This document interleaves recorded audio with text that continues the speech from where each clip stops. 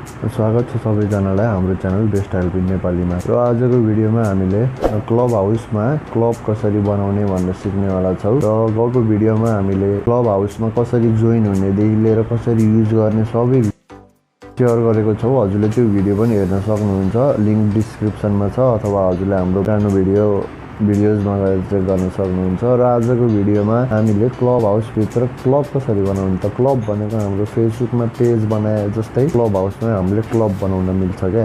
अनि त्यसपछि त्यो क्लबभित्र हामीले मेम्बर्सहरू इन्भाइट गर्न मिल्छ। अनि त्यसपछि फ्युचरमा गएर हामीले क्लबबाट अर्न पनि गर्न सकिन्छ यदि लार्ज बेस अफ फलोवर्स भयो भने चाहिँ। अनि सेकेन्डमा चाहिँ हामीले क्लब हाउसभित्र हामीले रुम कसरी बनाउन सकिन्छ, रुम बनाएर टपिक राखेर हामीले कसरी डिस्कसन गर्न सकिन्छ, हामीले आफ्नै रुम राखेर कसरी मोडरेटर हुन सकिन्छ, त्यो बारेमा नि मैले सिकाउने छु। भिडियोलाई अन्तिमसम्म हेरिदिनु होला। र साथीहरू ढिलो नगरिकन भिडियोलाई 1 लाइक गरेर स्टार्ट गरौँ। त्यसैले हजुरले सबैभन्दा पहिला गर्नुपर्ने चाहिँ क्लब हाउसमा खोलेर क्लब हाउस खोल्नु सबैभन्दा पहिला। अनि क्लब हाउस खोलिसकेपछि चाहिँ माथि हजुरको प्रोफाइलको फोटोमा दाब्नु होला। माथि त्यो राइट टपमा रहेको प्रोफाइलको फोटोमा दाबिसकेपछि तल हजुरले एउटा बटनको साइन प्लसको साइन देख्न सक्नुहुन्छ, त्यहाँ दाब्नु होला। यदि हजुरले त्यो गर्न मिले छैन भने किन गर्न मिले छैन भनेर मैले भिडियोको अन्तिममा पनि भन्ने छु। प्लसमा दाबिसकेपछि हजुरको एउटा क्लबको नाम राख्नु होला, समथिङ। अब हजुरले चाहिँ पनि राख्न सक्नुहुन्छ, तर त्यो पहिल्यै त्यो नाम युज नभएको हुनुपर्छ। हेलो फलोवर गरिदिनु, लेट मेम्बर स्टार्ट रुम गरिदिनु। अनि त्यसपछि डिस्क्रिप्सनमा केही लेख्न मन छ भने डिस्क्रिप्सन लेखिदिनु। अनि त्यसपछि चुज टपिक गर्नु, हजुरले 3टा टपिक चुज गर्न पाउनुहुन्छ। हजुरले हेरेर राम्रोसँग चुज गर्नु होला। हजुरको के बारेको टपिकमा हो हजुरले त्यो चाहिँ हजुरले यहाँ चुज गर्न सक्नुहुन्छ। यदि हजुरको त्यो टपिक छैन भने कुनै जुनमा चुज गरे पनि हुन्छ हजुरले चाहिँ। र मैले 3टामा चुज गरिसकेँ। अब चाहिँ क्रिएट डिस्क्रिप्सनमा केही लेख्नु। अब मैले चाहिँ यहाँ अब हेर्न सक्नुहुन्छ हजुरले म के लेख्दैछु।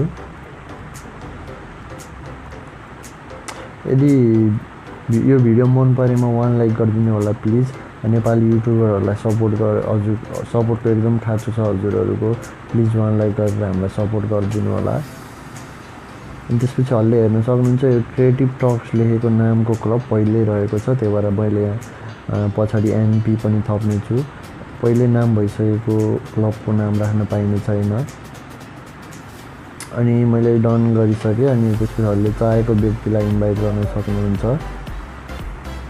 आफ्नो साथीहरूलाई इन्भाइट गर्नु होला सबैजनालाई। र इन्भाइट गरिसकेपछि डन गर्नु होला। डन गरिसकेपछि हजुरले सेड्युल अ रुम भनेर एउटा अप्सन देख्न सक्नुहुन्छ। यदि हजुरलाई हजुरको रुम अब क्रिएट गर्न छ भने हजुरले टाइम राखेर सेड्युल गर्न सक्नुहुन्छ। त्यस्तो गर्नुभयो भने हजुरले फ्री इन्भाइट्स पनि पाउनुहुन्छ। अनि त्यसपछि यो भयो क्लब बनाउने तरिका, यो भयो। हेर्न सक्नुहुन्छ हजुरले यहाँ 10 पिपुललाई इन्भाइट गर्ने एउटा लिङ्क पाउन सक्नुहुन्छ। हजुरले यो कपी लिङ्क गरेर जो कोहीलाई पनि क्लब हाउस जोइन गर्नको लागि हेल्प गर्न सक्नुहुन्छ।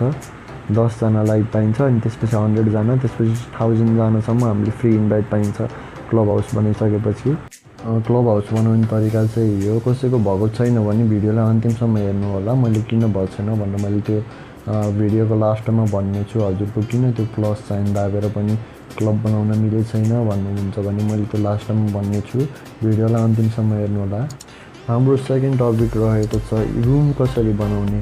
आफूले रुम बनाउने भनेको चाहिँ आफू एउटा मोडरेटर भएर तल मान्छेहरू सुन्न आउनुहुन्छ, हजुरले केही भन्न सक्नुहुन्छ, आफ्नै रुम क्रिएट गरेर केही कुराको इन्फर्मेसन दिन सक्नुहुन्छ।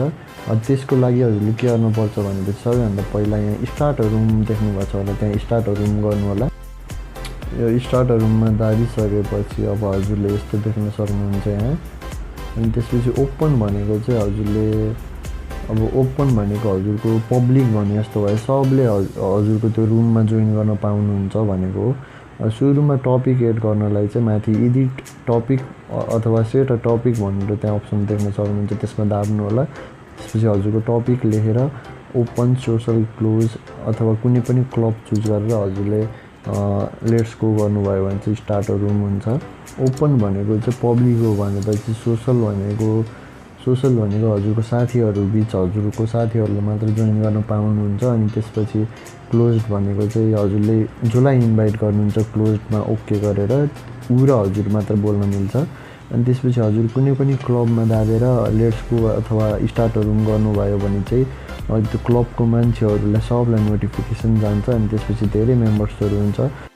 यदि हजुरले क्लब बनाउन मिलिरहेको छैन भने चाहिँ हजुरले त प्लसमा दाबेर पनि मैले भिडियोमा देखे जस्तै देखेको छैन केही भनेको छ भने चाहिँ हजुरले यति बुझ्नुहोस् कि त्यो क्लब बनाउन नमिलेको चाहिँ हजुरले भर्खर क्लब हाउसमा जोइन हुनुभएको छ। अनि त्यसपछि हजुरले क्लब हाउस खासै धेरै युज पनि गर्नुभएको छैन, त्यही भएर हो। अब मैले चाहिँ क्लब हाउस जोइन गरेको 2-4 दिनमा मैले त्यो अप्सन पाएँ। त्यहाँ प्लसमा दाबेपछि मैले क्लब बनाउन पाएँ। अब हजुरले अब कसरी त्यो मैले पनि एक्टिभेट गर्ने हो त भनेर भन्नुहुन्छ भने चाहिँ हजुरले त्यसको लागि क्लब हाउस अलि धेरै युज गर्नु होला। अनि त्यसपछि लगभग 3-4 दिनपछि कुनै पनि बेला त्यो एक्टिभेट हुनसक्छ, त्यही भएर धैर्यता राख्नु होला। हजुरले पनि क्लब बनाउन सक्नुहुन्छ। क्लब हाउसमा साथीहरूले राम्रै अर्निङ गरिरहेको मैले देखिरहेको छु। यदि हजुरलाई पनि क्लब हाउसमा अर्निङ गर्नु छ अथवा कसरी अर्निङ गर्ने भनेर भन्नुहुन्छ भने कमेन्ट सेक्सनमा 5वटासम्म मैले कमेन्ट देखेँ भने चाहिँ अर्को भिडियोमा मैले पक्कै नै त्यो बारेमा मैले भिडियो बनाउने छु। भिडियो मन परेमा 1 लाइक गरिदिनु होला प्लिज। आगामी दिनमा टेक्निकल सम्बन्धी अथवा यही क्लब हाउस सम्बन्धी कुनै पनि जिज्ञासु भएमा हाम्रो च्यानललाई सब्सक्राइब गरेर अल नोटिफिकेसन अन गर्नु होला। र आजको लागि यति नै बेस्ट हेल्प नेपाली सधैँ तपाईँको लागि धन्यवाद।